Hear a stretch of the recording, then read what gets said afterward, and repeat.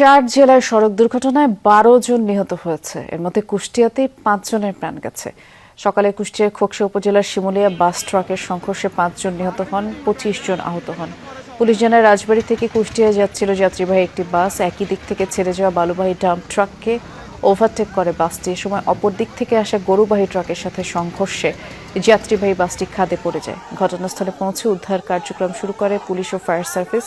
আহতদের উদ্ধার করে হাসপাতালে নিলে 5 জনকে মৃত ঘোষণা করেন চিকিৎসক।